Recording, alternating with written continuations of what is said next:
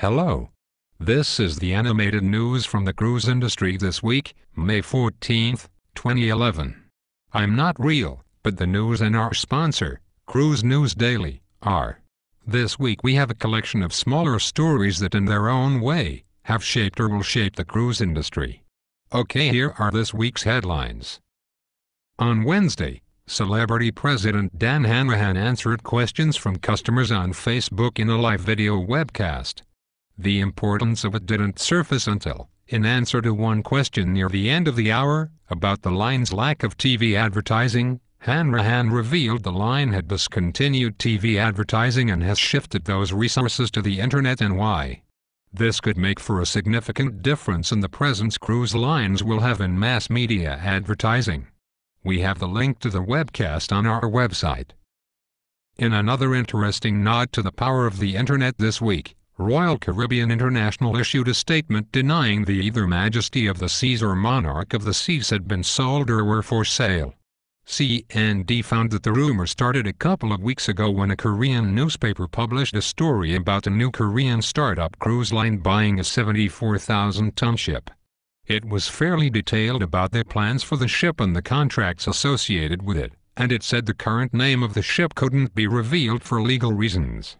As is often the case with international publications, it was illustrated with a picture that didn't necessarily have a connection to the facts of the story. In this case it was of Majesty of the Seas, which is about 74,000 tons. A few days later, the story was picked up by a European trade paper, but they added the fact to the story that the ship was Majesty of the Seas. And that is how the rumor was born. But, according to Royal Caribbean, it just isn't true. A 17-year-old girl has sued Royal Caribbean alleging that a musician aboard Navigator of the Seas raped her on a sailing in early March. She alleges he bought her cocktails and encouraged her to continue drinking them. Royal Caribbean investigated and turned the crew member over to the FBI. Authorities questioned him and declined to arrest him.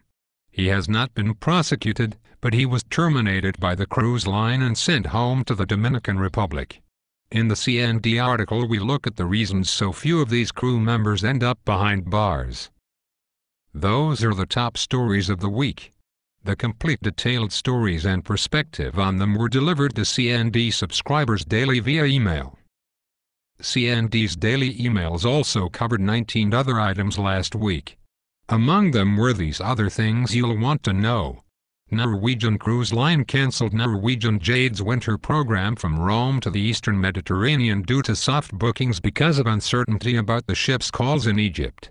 Instead, the ship will remain in Europe and operate cruises from Barcelona to the Canary Islands similar to NCL's successful program last winter. Seabourn announced that actress Blythe Danner will christen Seabourn Quest next month in Barcelona. The small all-suite ship is the third of 3 new builds ordered by Carnival for their Seabourn brand.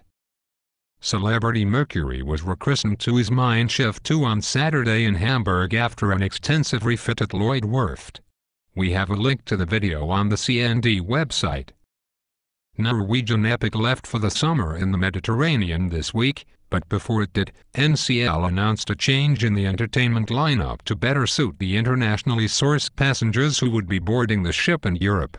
The ship's signature acts such as Blue Man Group, Legends in Concert, Nickelodeon and Howl at the Moon will still be aboard, but the Second City Troupe will be taking the summer off and replaced by a rotation of 4 acts that are less language-dependent. After receiving complaints about aggressive local craft vendors, the parish council that includes the new Jamaican port of Falmouth decided they needed to license the vendors. They expected less than 100 applications for about that many spots on the town square and on the pier. Instead they received almost 1,000, and are now trying to figure out how to decide who should get the licenses. A clever video has gone viral, at least among cruisers. The time-lapse sequences show things the producer has seen from the decks of cruise ships he's sailed around the world. We have a link to the video on the CND website. Those are the top stories of the week and other things you'll want to know from the cruise industry that were included in our daily emails to our subscribers. Other headlines and links we mentioned are on our website at www.cruisenewsdaily.com. I'll be back next week with more news from Cruise News Daily. So long.